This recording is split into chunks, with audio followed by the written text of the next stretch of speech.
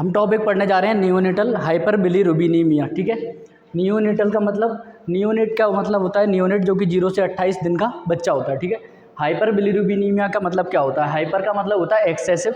ठीक है, बिलीरुबिन का लेवल किसमें? ब्लड में। ब्लड में क्या हो जाता है? बिलीरुबिन का लेवल क्या हो जाता है? एक्सेसिव में, एक्सेसिव अमाउंट में हो जाता है। ठीक है, ये बात समझ में आई आपको? ठीक है, तो हमें बस इतना पता चला है कि भाई बिलीरुबिन जो है उसका लेवल जो है किस में? ब्लड में क्या हो जाता है? एक्सेसिव हो जाता है। क्या हो जाता है? एक्सेसिव हो जाता है। बिलीरुबिन का लेवल किस में? In blood. ठीक है, और सीरम, और सीरम। ठीक है, या तो ब्लड में या फिर किस में? सीरम में। ठीक है, उसके बाद हम बात करते हैं इसके टाइप्स कितने होते हैं। ठीक है, इसको हम स्पेसिफिकली और क्या कहते हैं? बोले जॉन्डिस कहते हैं। क्या कहते हैं? जॉन्डिस कहते हैं। नियोनेटल जॉन्डिस भी कह सकते हैं आप इसको। क्या कह सकते हो? नियोनेटल जॉन्डिस भी कह सकते हो। ठीक है, बोले ठीक है। अब ये जो जॉन्डिस है मेनली 2 टाइप का होता है। मेनली 2 टाइप का होता है। एक होता है फिजियोलॉजिकल जॉन्डिस, एक होता है फिजियोलॉजिकल जॉन्डिस, और एक होता है पैथोलॉजिकल जॉन्डिस। एक कौन सा होता है? Pathological jaundice. हमारे पास 2 अदर टाइप्स भी होते हैं। हमारे पास 2 अदर टाइप्स भी होते हैं। पहला तो ये है, दूसरा ये है। तीसरे की जब हम बात करते हैं तो तीसरा है ब्रेस्ट फीडिंग जॉन्डिस। हाँ या ना? Breast feeding jaundice. और एक होता है ब्रेस्ट मिल्क जॉन्डिस। कौन सा होता है? Breast milk jaundice. हाँ या ना? बोले ब्रेस्ट मिल्क जॉन्डिस होता है।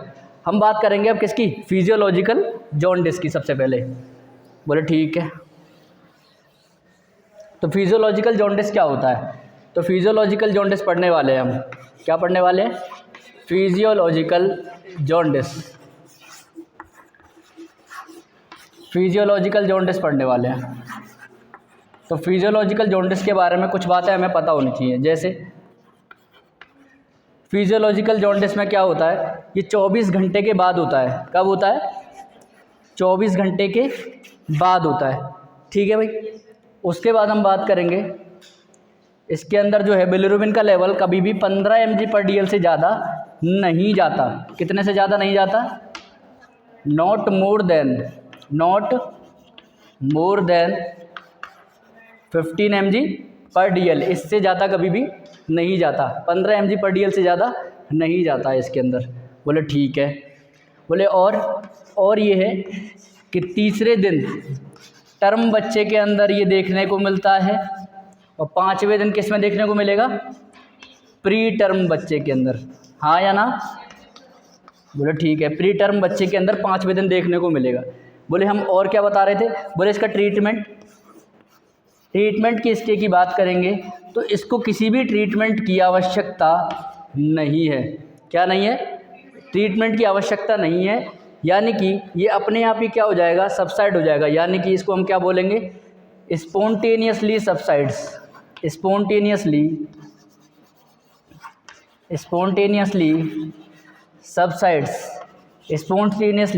सबसाइड हो जाएगा।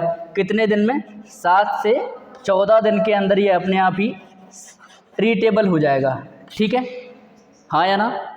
यहाँ तक कोई दिक्कत? ठीक है, तो फिजियोलॉजिकल जॉन्डिस अपन को समझ में आ गया। ठीक है, अब हम बात करेंगे किसकी? पैथोलॉजिकल जॉन्डिस की। बोले ठीक है, तो पैथोलॉजिकल जॉन्डिस का काम क्या होता है? Second type pathological jaundice. क्या है? Pathological jaundice.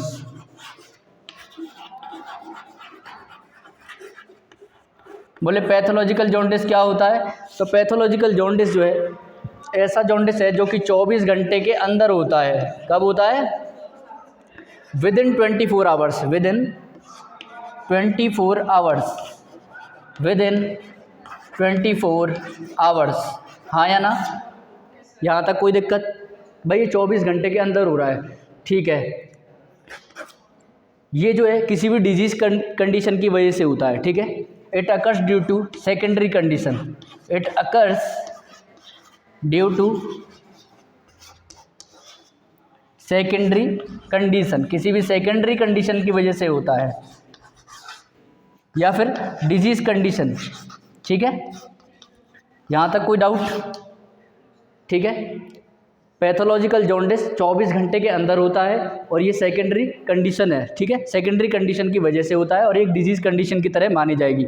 तो इसका मतलब ये है कि इसमें मैनेजमेंट भी करना पड़ेगा, ट्रीटमेंट भी इसका होगा, हाँ या ना? ठीक है, ये बात आई समझ में? ठीक है, मैंने आपको बताया था कि दूसरे 2 टाइप तो ये मैंने मेन बताए ही थे आपको, पर इसके 2 टाइप और एक्स्ट्रा होते हैं। अब मैं उनको बताने जा रहा हूँ। उसमें से सबसे पहला है, तीसरा जो टाइप है उसका नाम क्या था? Breast feeding jaundice. तो बोले सर ब्रेस्ट फीडिंग जॉन्डिस, बोले ब्रेस्ट फीडिंग जॉन्डिस कौन सा है? Breast feeding jaundice. बोले सर ब्रेस्ट फीडिंग ना की जाए तो जॉन्डिस होता है, ब्रेस्ट फीडिंग अगर ना करवाई जाए बच्चे को तो क्या हो सकता है?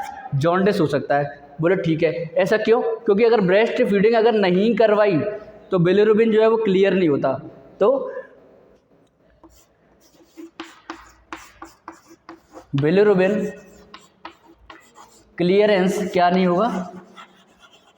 नहीं होगा, no bilirubin clearance.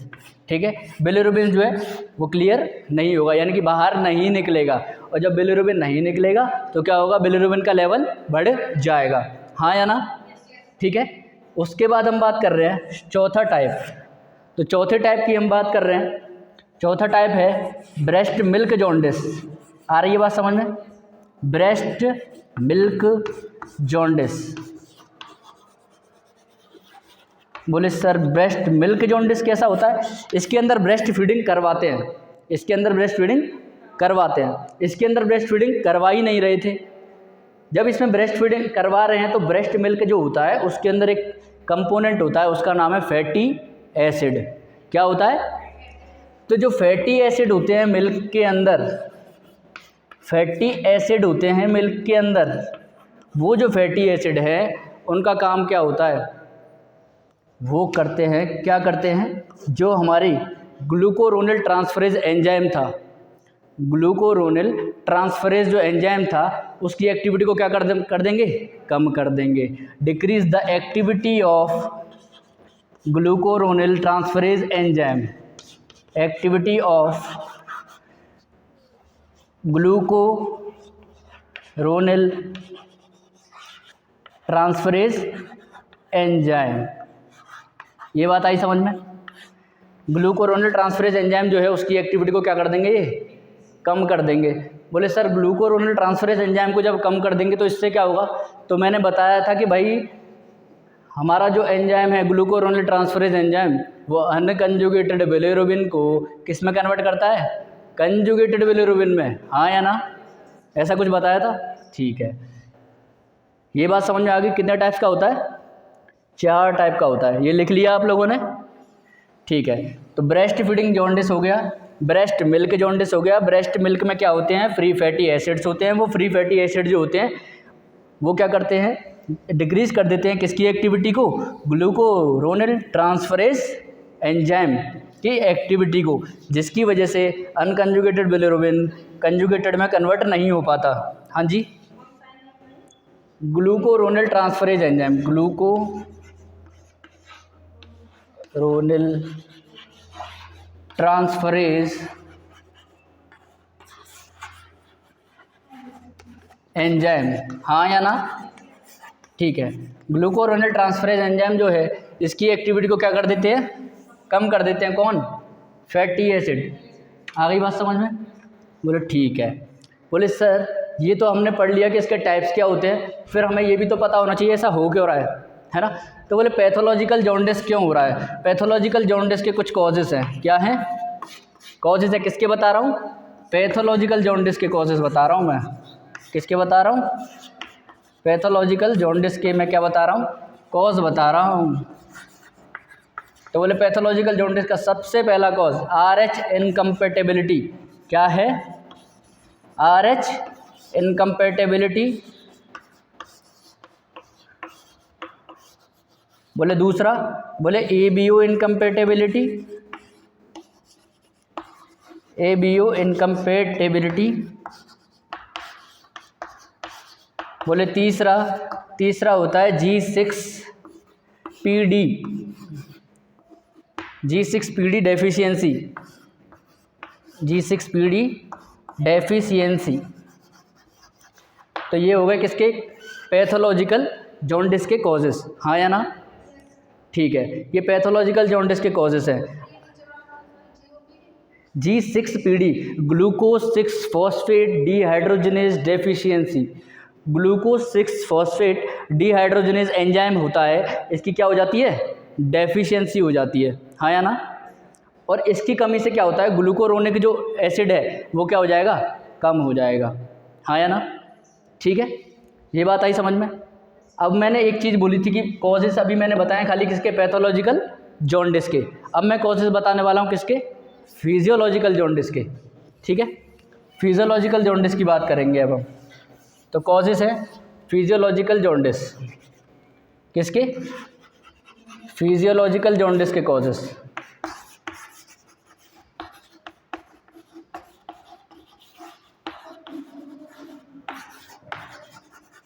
Physiological jaundice के कॉजेस क्या हो सकते हैं? बोले या तो क्या होगा? आरबीसी का डिस्ट्रक्शन बहुत ज़्यादा होगा, यानी कि इमेच्योर आरबीसी, हाँ या ना?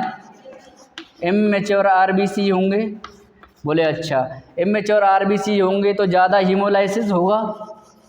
बोले अच्छा, बोले ज़्यादा हीमोलाइसिस होगा तो बिलिरुबिन क्या बनेगा? ज़्यादा बनेगा, हाँ या ना? बिलिरुबिन भी क्या बनेगा? ज़्यादा बनेगा। आई बात समझ में? बोले इमेच्योर आरबीसी होगा तो हीमोलाइसिस ज़्यादा होगा, हीमोलाइसिस ज़्यादा होगा तो बिलिरुबिन ज़्यादा बनेगा, तो क्या कंडीशन आ जाएगी? नियोनेटल हाइपरबिलिरुबिनीमिया। बोले अच्छा, बोले अगर आपकी क्या है? लिवर इमेच्योर है, क्या है? बोले लिवर इमेच्योर है। बोले लिवर में क्या होता है? बोले एल्ब्यूमिन प्रोटीन होती है। तो एल्ब्यूमिन प्रोटीन अगर क्या हो जाए? कम हो जाए, लिवर क्या करती है? प्रोड्यूस करती है इनको। तो बोले एल्ब्यूमिन प्रोटीन अगर कम हो जाए तो क्या होगा? एल्ब्यूमिन से कौन बाइंड नहीं होगा? अनकंजुगेटेड बिलिरुबिन एल्ब्यूमिन से बाइंड नहीं होगा, और वो कंजुगेटेड में तब्दील नहीं हो पाएगा जब तक कि वो लिवर में नहीं जाएगा। तो लिवर में जा ही नहीं पाएगा कौन? एल्ब्यूमिन। ये बात समझ में आ गई? ठीक है, ये बात समझ में आ गई हो तो आगे बढ़े। ठीक है, अब इसके बाद हम बात करेंगे अगले टॉपिक, यानी कि इसका मैनेजमेंट कैसे किया जाए। सर गुरुजी आपने ये तो कह दिया कि इसको जॉन्डिस हो गया, अब जॉन्डिस को हम सही कैसे करें? तो अब आ जाओ भैया मैनेजमेंट पे। किस पे आ गए? बोले मैनेजमेंट करेंगे। बोले मैनेजमेंट कैसे करेंगे? बोले मैनेजमेंट ऐसे करेंगे हम, हाँ मैनेजमेंट में सबसे पहले हम क्या करते हैं? फोटोथेरेपी देते हैं। क्या देते हैं? फोटोथेरेपी देते हैं। क्या देते हैं? फोटोथेरेपी। क्या देते हैं? फोटोथेरेपी से आपसे क्वेश्चन पूछा जाता है ना, इसको हम डिटेल में पढ़ेंगे अभी थोड़ी देर में। फिर हम जब दूसरी बात करते हैं तो इसके अंदर क्या दे सकते हो? ड्रग होती है, ड्रग ऑफ चॉइस बोलते हैं, phenobarbitone. Phenobarbitone that is drug of choice. क्या है? ड्रग ऑफ चॉइस है किसकी? जॉन्डिस के लिए ड्रग ऑफ चॉइस है ये, हाँ या ना? ठीक है, phenobarbitone is the drug of choice. अब तीसरा इसका मैनेजमेंट है फ्लूइड एक्सचेंज थेरेपी। कौन सी है? फ्लूइड एक्सचेंज ट्रांसफ्यूज़न कह लो या थेरेपी कह लो। Fluid exchange transfusion, fluid exchange transfusion, ये तीन मैनेजमेंट होते हैं इसके लिए, हाँ या ना? Fluid exchange transfusion. आई बात समझ में? पहला जो मैनेजमेंट है वो क्या है इसका? फोटोथेरेपी।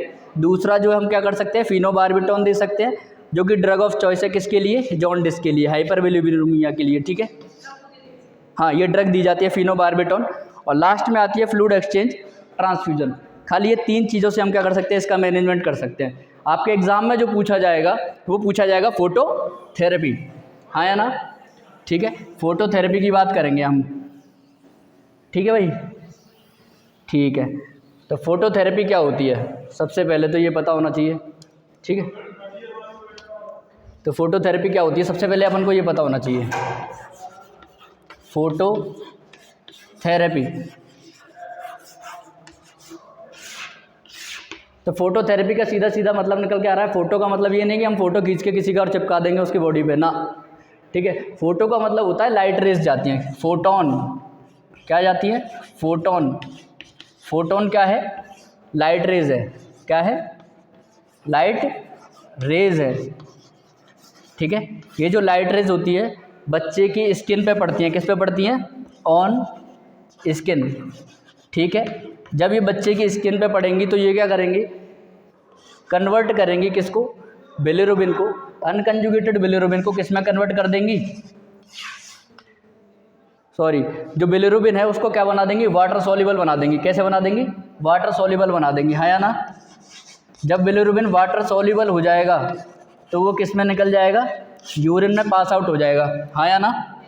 ये बात आ रही है समझ में भाई। लाइट रेज आई, लाइट रेज किस पे पड़ेंगी, स्किन पे, स्किन में क्या होगा, जो बिलिरुबिन है वो कैसा हो जाएगा, वाटर सॉल्युबल हो जाएगा। जब वाटर सॉल्युबल जब कोई चीज़ हो जाती है तो वो किसके थ्रू निकलेगी, यूरिन के थ्रू निकलेगी, हाँ या ना। अगर वो फैट सॉल्युबल होती तो क्या निकल पाती, नहीं, वो इकट्ठी ही रहती, हाँ या ना। ये बात समझ में आ रही है, ठीक है। आगे बढ़े, ठीक है, इसको लिख लीजिए।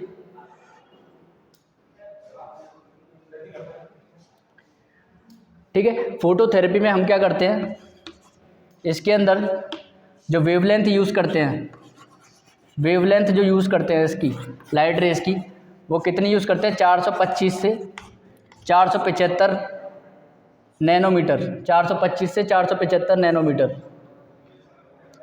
425 से 475 नैनोमीटर, और 475 से 525 भी यूज़ कर सकते हैं, 525 नैनोमीटर। इसके अंदर जो मेनली जो है ब्लू लाइट का यूज़ करते हैं, ब्लू लाइट का, किसका, ब्लू लाइट का, ब्लू लाइट का यूज़ करते हैं। कितनी रॉड्स इसके अंदर होती हैं, 4 रॉड्स होती हैं, कितनी होती हैं, 3 से 4 रॉड होती है लगभग, 3 to 4 रॉड्स यूज़ करते हैं, ठीक है, हाँ या ना। 3 से 4 रॉड्स का इस्तेमाल करते हैं इसके अंदर, ठीक है। जब बच्चा लेटा हुआ है, ये मान के चलो ये मैंने बच्चे को लेटा दिया, यहाँ मैंने बच्चे को, ये बच्चा लेटा हुआ है, ठीक है, ये बच्चा लेटा हुआ है।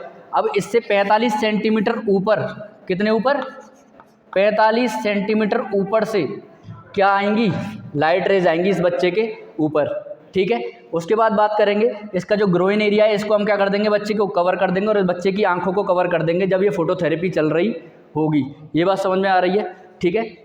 हमें बच्चे को क्या करवाना है, ब्रेस्ट फीडिंग करवाना है, हर 2 घंटे के बाद बच्चे को क्या करना है, टर्न करना है, पोजीशन चेंज करनी है हर 2 घंटे के बाद, और कोशिश करें ब्रेस्ट फीडिंग भी करवाएं, और टेम्परेचर मतलब वाइटल साइंस को भी उसके असेस करते रहना है, ठीक है। ये चीज़ ध्यान रखें। ये समझ में आ गई, ग्रोइन रीजन को कवर करना है और आंखों को कवर करना है जब ये लाइट रेज जा रही हूँ, जब फोटोथेरेपी आप दे रहे हो। ये जो बल्ब है आप इनको खाली 2000 घंटे तक ही यूज़ कर सकते हो, 2000 आवर्स तक ही यूज़ कर सकते हो, चाहे वो ख़राब हुए हैं चाहे वो ख़राब नहीं हुए, आपको खाली 2000 घंटे ही यूज़ करने हैं। वो 2000 घंटे यूज़ होने के बाद आप उनको क्या कर दोगे, चेंज कर दोगे और नए बल्ब यूज़ करोगे, और इस तरीके से आपका ये जो है ट्रीटमेंट होगा। फिनोबार्बिटॉन आप ड्रग दोगे, हाँ जी, यूज़ नहीं करने हैं, मैंने बोला है खाली 2000 घंटे यूज़ कर सकते हैं, चाहे वो सही हो चाहे वो ख़राब हो, आपको वो रिप्लेस करने हैं, रिमूव करने हैं, नए लगाने हैं उसके बाद, ठीक है। ये बात आ गई समझ में, तो फिर रिमूव ही होंगे वो, मतलब 2000 घंटे तो आपको यूज़ करने ही करने हैं, ठीक है। ये बात आ गई आपको समझ में, ठीक है। तो ये हो गया आज का टॉपिक आपका, हाइपर बिलिरुबिनीमिया, हाँ या ना, ठीक है, स्टॉप कर दीजिए।